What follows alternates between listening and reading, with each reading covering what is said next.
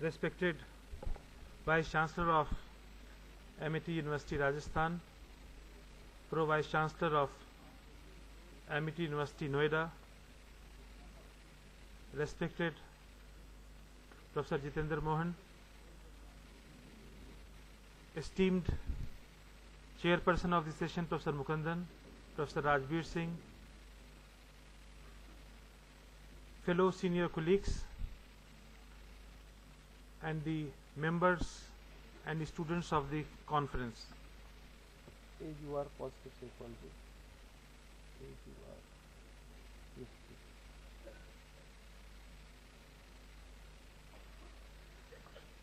I am a student of management, though I got my formal degree in psychology, and being a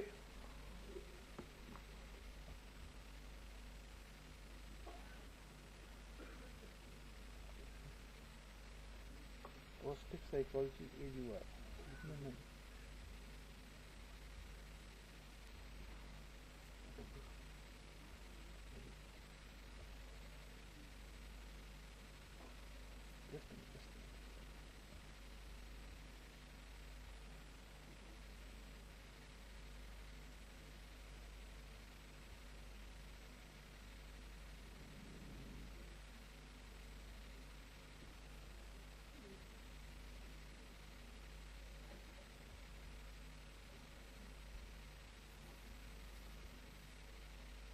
Can you have session?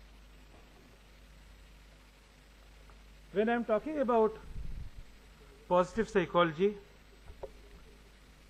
let me tell you frankly, I am very positive from the day yesterday when I boarded a car from Noida to Jaipur, wearing a pink shirt, coming to Pink City, wearing a pink tie, and it is a T20 match where I have Virender Sehwag and Sachin Tendulkar in my team, and as a Ishant Sharma of the team and paucity of time, I have to speak less. Talking about positive psychology, my presentation would be confined to few things.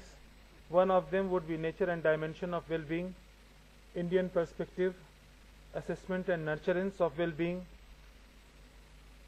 and taking the religio-philosophical route and going to Upanishads, which says, Dharmen iti dharyate yatra pinde tatra brahmande. With this, together may He protect us, together may He possess us, together may we make unto strength and virility.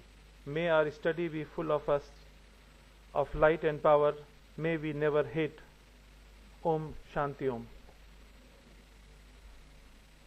Talking to you about the dark side of the progress, we belong to the world of management where everybody is talking about progress, about their bottom line. Finance people talk about top line, but majority of us, we start our discussion with ROI and do what money I get and how I am contributing to return on investment made by my company. But the mixed blessing of material progress is nothing but a frivolous, deceitful appearance, honor without virtue, reason without wisdom, and pleasure without happiness. With this cursory overview, let me take you to the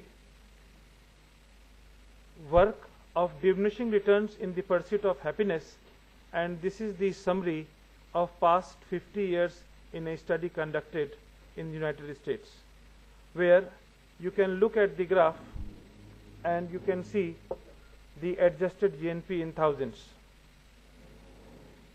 Let us understand quickly what are the meanings of happiness, which to my mind is a mental state.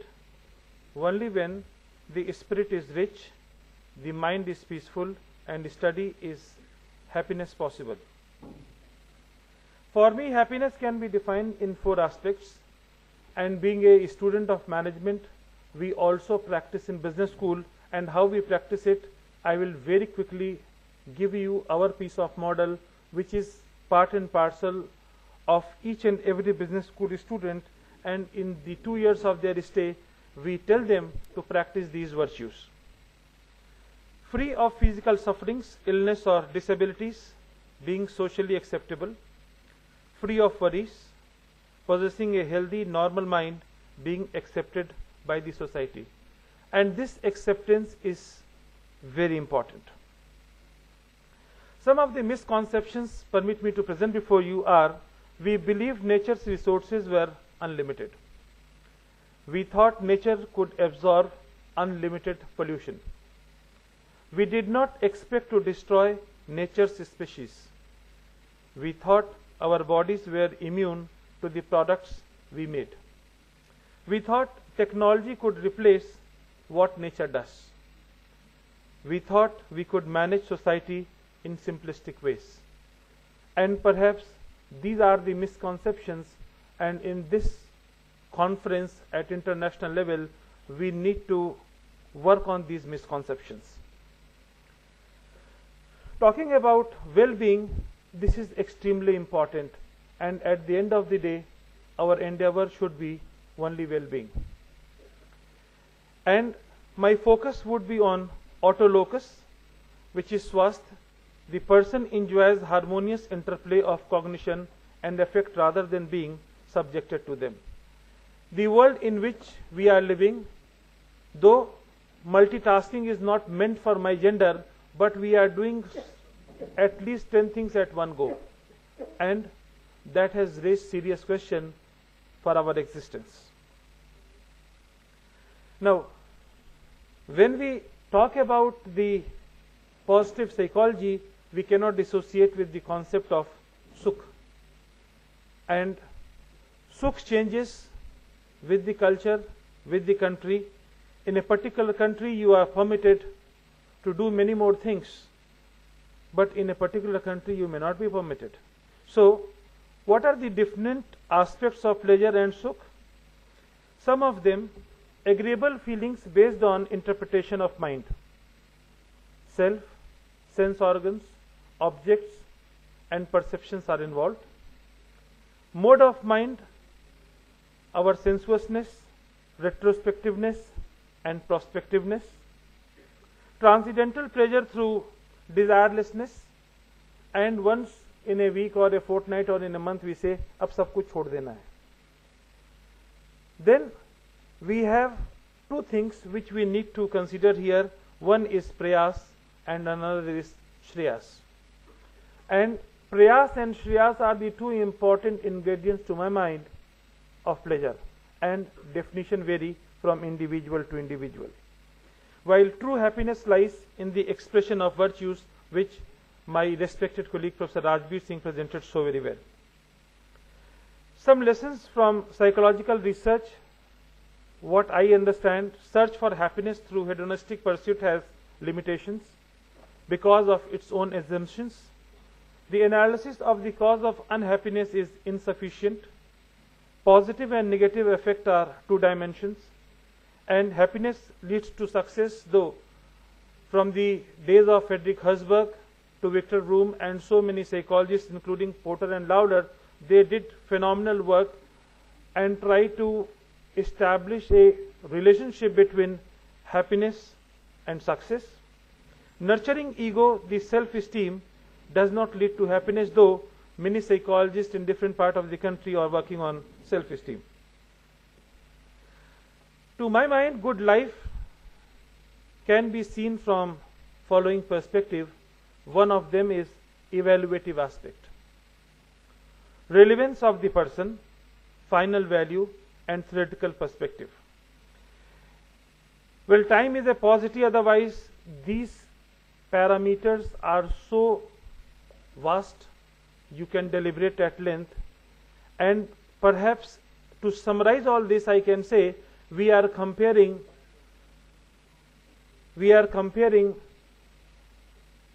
mango with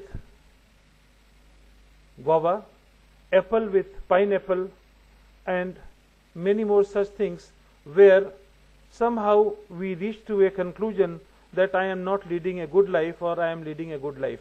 And to my mind, the only issue is frame of reference. perceived causes of happiness are mental strength and personality traits, personal advantages, achievement and freedom in life and work, social support and esteem, security and optimism, and of course contentment. Some realizations about happiness: it is not the hedonistic pursuit, it is not the absence of unhappiness, it is not affluence, it involves evaluation and experience, and well-being involves functioning capabilities and agency. Now, across the globe we are taught logic, and we have no formal training on emotions, and to my mind that is another issue which we need to relook when we are discussing and deliberating on positive psychology. The contemporary condition concludes that we are still not happy some of the time, and some people are unhappy most of the time. Habituation and adaptation to pleasurable situations, and what I said before, negative social comparison when we are comparing apple with pineapple. Inequitable reactions to equal losses and gains, and adaptive but distressing emotions. Surely, sir. I am coming back to the Indian perspective. The human existence, Atma, Buddhi, Manas, Indriyas and Vishyas, thinking of objects, attachment, desire, anger, delusion, loss of memory, destruction of discrimination, a person perishes. If you look at the Indian perspective and if you look at the yogic view, now courtesy Baba Ramdev, somehow the Art of Living founder Sri Sri Ravi Shankar, especially in India, we have started an effort, and all of us are a bit conscious about our eating habits and conscious about yoga. To my mind, this is the only way out, where we need to look back and we need to have a formal training on handling emotions.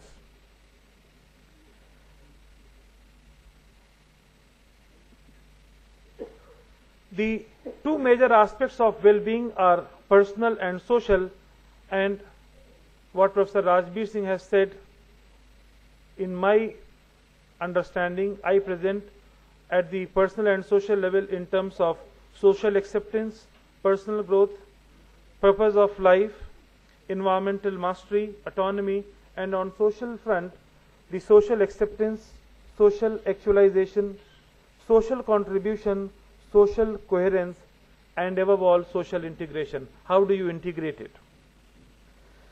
Characteristics of happy people. This is a marvel to read, work of Paul Martin, making happy people, the nature of happiness and its origin in childhood. And this is the famous work of Peterson and Seligman, wisdom and knowledge, courage, humanity, justice, temperance and transcendence. Well, based on this model, what we practice in our business school, we have a concept called Journal of Success, and we teach every student to work on 5 components of inner game and 3 components of outer game. These 5 components of outer game from positive psychology, number 1, we say that you need to look at the way you have learned so far. First L we say is learning. Second L we say laughing, because it is very important in life to laugh. And I personally feel in our life you will find many people who will disrespect you, who will insult you, who will make you mad. Don't try to correct them, let God take care of them, because hatred will consume you too as a person. Third L is lasting impression. Wherever you go, make a mark and people will talk about positivity. And last, L, which I define from the perspective of love, which is nothing but passion. How passionate you are about your work.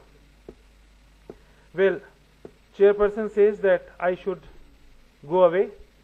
5 key components of inner game I talked to you, and 3 components of outer game are leverage, be a good listener, and you should have likability. You will breed positivity.